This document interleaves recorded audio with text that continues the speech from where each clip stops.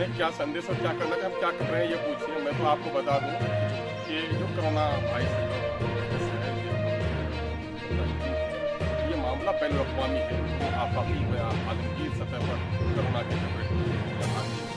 इससे बचाव की जो भी तदबीर की जाए, जो भी निगरानी सेहत के उसूल बताए जाए, जो भी मेडिकल का एडवाइस हो तो उसको मानना चाहिए। लेकिन बिहार में और पूरे देश में ये कोरोना के नाम पर सरकार डंडे चला रही है और डिक्टेटरशिप लागू कर दिया है। चाहे मोदी जी का मामला हो या हमारे राज्य के मुखिया नीतीश जी का मामला ये है कि ये भी देखा जा रहा है कि ये बीमारी ज्यादातर बड़े शहरों में और बड़े लोगों के जरिए से बीमारी फैली है, लेकिन इसकी पूरी पिटाई हो रही है मजदूरों की। मैं जो विडंबना सह रहा हूँ और जो मेरी परेशानी है, मैं उस तक को शेयर करना चाह रहा हूँ कि बिहार में सबसे ज्यादा माइग्रेंट लेबर है। बिहार में कल कारखाने नहीं है, खनिज नहीं है। मुख्यमंत्री जी अपनी जबान से वो भाषण देते रहे कि साहब हम लोगों को पलायन से रोकेंगे, लेकिन पलायन को रोकने में विफल हुए। न तकनीकी और उच्च शिक्षा का कोई यहाँ पर साधन हो सकता। नतीजा हुआ कि बच्चे भी पढ़ने के लिए अन्य राज्यों में गए हैं और मजदूरों का तो बड़ी एक तादाद, मैं कहता हूँ करोड़ों में उसकी तादाद है जो बिहार से बाहर है। और वो ईट पत्थर को तोड़ना हो, चाहे पंजाब के खेतों में काम करना हो, हरियाणा के कीचड़ में करना हो या फैक्ट्रियों में काम करना हो, उनकी बड़ी संख्या है। लॉकडाउन हो गया साहब, आप देखेंगे कि यूपी के मुख्यमंत्री ने अपने मजदूरों को भी बुला लिया और अपने विद्यार्थियों को भी बुला लिया। लेकिन नीतीश कुमार जी, जिसके मैं दावे के साथ कहता हूं कि बिहार में थोड़ी बहुत जो बेहतरी आई है उसमें 1/3 हिस्सा इन प्रवासी मजदूरों का है। मैं दावे के साथ कह सकता हूँ यहाँ बिहार के बजट साइज में 1/3 कंट्रीब्यूशन लेबर्स का, माइग्रेंट लेबर्स का है। और ये माइग्रेंट लेबर का हाल ये है आज कि छोटे छोटे कमरे में 10, 20, 25 की तादाद में फंसे पड़े हुए हैं। बाहर निकलते हैं तो पुलिस डंडे मारती है उनको, रोजगार बंद हो गया है, खाने पीने का उसको कुछ भी नहीं है। जो लोग कत्ल करते हैं, डकैती करते हैं, वो जाकर के जेल खानों में है तो 2 वक्त की रोटी उनको मिल जाती है। लेकिन तबलीगी जमात का जब से दुष्प्रचार किया है तो अब हमारे मजदूर सिर्फ भूख से नहीं बल्कि भय के मारे भी उनका बुरा हाल है। तो भाई चाहे तो आप अपने मजदूरों को उनके राशन पानी का इंतजाम कीजिए। अगर कोरोना से बचाने के लिए आपके पास कोई मेडिकल का साधन नहीं है, आप यही समझते हैं कि हमारे लोग बाहर ही रहे तभी हम बचे हुए रहेंगे, तो वोट तो उनका चाहिए ना। इलेक्शन के जमाने में मुख्यमंत्री जी, मैं कहना चाहता हूँ, इलेक्शन का जमाना होता तो क्या डंडे दिखाते सरहद पर कि बिहार में कोई नहीं आओ? इलेक्शन के जमाने में तो सबको बाहर से बुला रहे हो और आज जब वो अपने परिवारों के दरमियान में आना चाह रहा है तो आने नहीं दे रहे हो। आप भाजपा के एमएलए के बेटे के बड़े बड़े लोगों के बच्चों को बुला रहे हो, सरकारी गाड़ियों से बुला रहे हो, नियमों को तोड़कर बुला रहे हो। अब मजदूर अपने खर्च पर भी आना चाह रहे तो नहीं आ रहे हो। तो मेरा सबसे पहला मुतालबा ये है कि जो हमारे मजदूर भूखे प्यासे पड़े हैं, ये कोरोना के संक्रमण से बाद को मरेंगे, लेकिन उससे पहले भूख और भय से मर जाएंगे। आज वो जहाँ पर है वो किराएदार उनको निकाल रहा है, वहाँ के स्थानीय लोग उसको निकाल बाहर कर रहे हैं भारी समझ करके। उनकी बहुत बुरी हालत है। उनके घर में भी उनके रोते बिलखते खून घर आ रहे हैं, घर में उनका चूल्हा भी बुझा हुआ है, घर में भी उनका मातम है।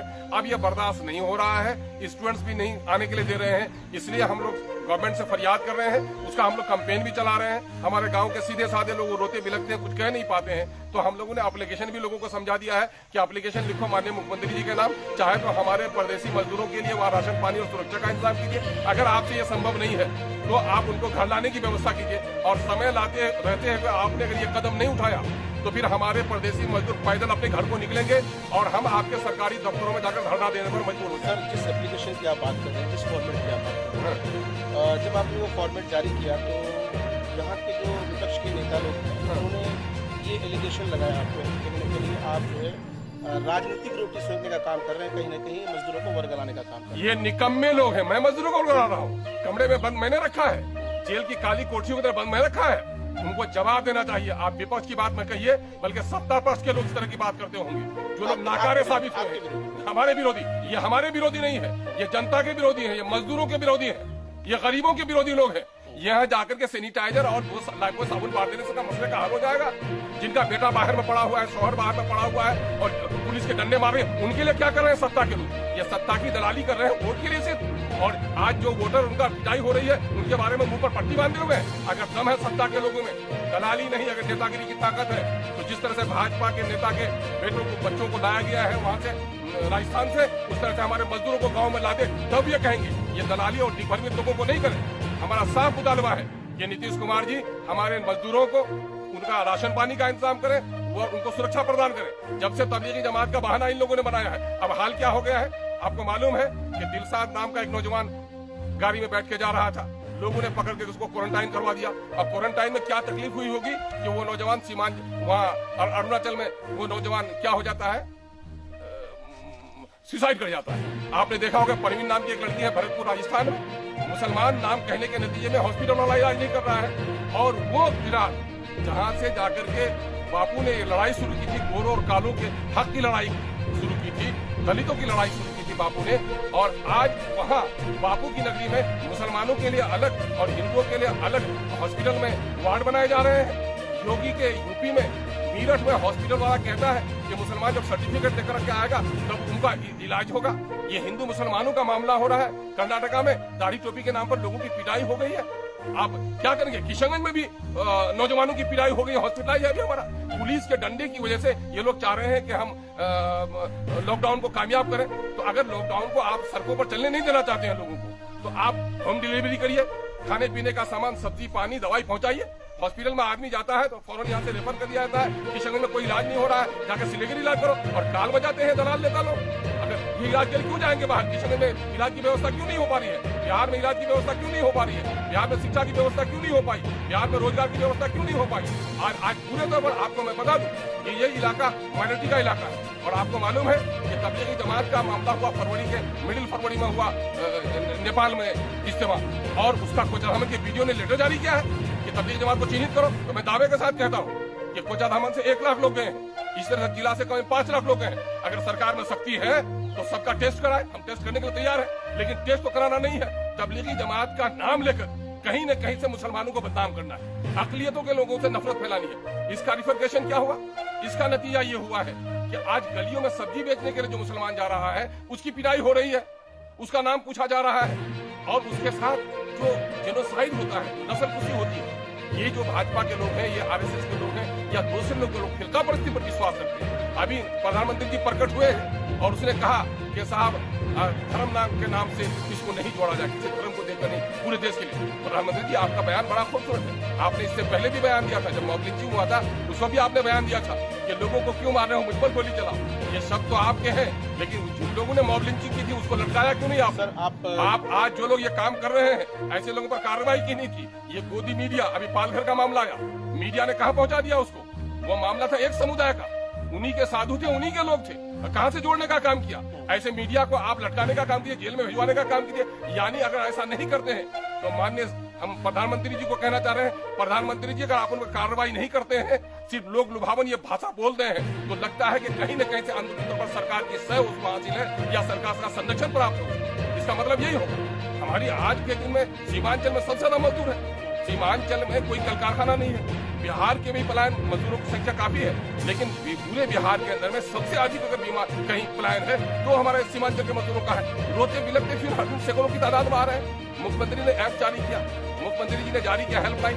आपकी हेल्पलाइन में 3000 अप्रैल को मुख्यमंत्री जी ने कहा कि 3000 लोगों से हमारी बात हुई, 1.25 लाख लोगों को हमने चिन्हित किया, और हम लोगों के पास 5,000 से ज्यादा लोगों का, 7,000 से ज्यादा लोगों का फोन हम लोगों के पास आ चुका है। तो सरकारी तंत्र इतना नाकाम हो, हेल्पलाइन पर बात नहीं हो रही है। एप्स के जरिए से मात्र 1000 देने की घोषणा इसने की है। नतीजा ये हुआ कि 10% लोगों को बगुले को थाल में खीर दे दिया आपने, और उन परदेशियों का जिनका खाता यहाँ पर है कि पुलिस निकलने नहीं दे रही है, वो पैसा कहाँ से आएगा? नतीजा है कि भुखमरी का लोग शिकार हो रहे हैं। सुसाइड का केस तो बिहार में भी हो रही है। कहीं न कहीं आपका मुतालबा ये है कि जो लोग बाहर फंसे हैं उनको गवर्नमेंट निकाले, वरना नहीं तो हम लोग तहरीक चलाएंगे। हम लोग तहरीक चलाएंगे। हम लोग अनकरीब प्रशासन के लोगों को मेमोरेंडम दे रहे हैं, माननीय मुख्यमंत्री से मुतालबा करने के लिए जा रहे हैं कि माननीय मुख्यमंत्री जी, आपने हमेशा कहा है कि राज्य के खजाने पर सबसे पहला हक आपदा पीड़ितों का है, और आपने इसको आपदा माना भी है। तो आपदा पीड़ितों की राशि कहाँ है? कहाँ है आपदा में फंसे हुए लोग? क्या हमारे मजदूर चोरी डकैती करने के लिए गए थे?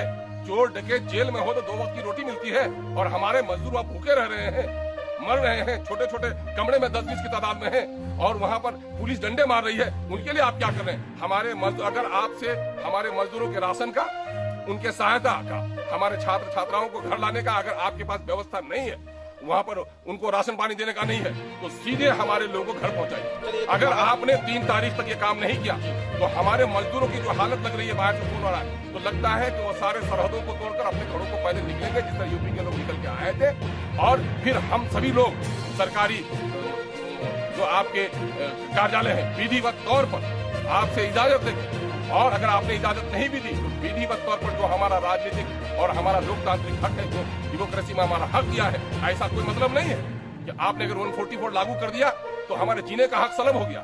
जीना हमारा फंडामेंटल राइट है। आर्टिकल 21, आर्टिकल 47 इस बात की नुमाइंदगी करता है कि जीने के लिए खाना जरूरी है, फूड का पहुंचाना ये हुकूमत की जिम्मेदारी है, और हम भूखे मर जाएंगे और आप हमको डंडा दिखाते रहेंगे कोरोना के नाम पर, ये बर्दाश्त नहीं होगा। जिन जिन मुल्कों में हुआ है कोरोना के नाम पर लॉकडाउन हुआ है, तो वहाँ की सरकार ने लोगों को घरों में उसका होम डिलीवरी किया। आपके पास भूखी कौड़ी नहीं लोगों को देने का, दवाई का कोई इलाज नहीं, और लोगों को हमारा कमरे में बंद करके आप ये रखना चाहते हैं हम कोरोना से मर जाएंगे, हमको स्वीकार है, लेकिन भूख से नहीं मर सकते हैं। बिहार से बाहर के मजदूरों की बात नहीं, अब जो लोग बिहार में मौजूद हैं, भाई उनका भी हाल वही है, जिनके पास राशन कार्ड नहीं है वो भी बहुत परेशान है। सरकारें तो बातें बहुत सारी करती है, लेकिन बाकी की बात अभी हुआ है नए लोगों को अभी कहा प्रक्रिया भेजे हैं हम वहाँ पट्टा मंजूरी होने के लिए, कब से चल रहा है, कई महीने से मामला चल रहा है। मामला यह है कि जिनके पास राशन कार्ड है या राशन कार्ड नहीं है, राशन कार्ड होने ही से वो आपके नागरिक नहीं है, राशन कार्ड नहीं भी होने से वो नागरिक है। अगर आपने उचित समय पर उनको राशन कार्ड नहीं दिया है तो ये सरकार की गलती है, नागरिकों की गलती नहीं है। और जिन लोगों ने राशन कार्ड उनको उपलब्ध नहीं कराया, ऐसे पर कार्रवाई कीजिए, और हमारे तमाम तर लोगों को फौरन आप फ्री में राशन मुहैया कराने का काम कीजिए। पानी अब नाक से ऊपर हो गया है, बर्दाश्त की सीमा भी होती है, और सारी सरहदें खत्म हो चुकी हैं, और लगता है कि इस देश में आज के दिन में Please like and subscribe my YouTube channel.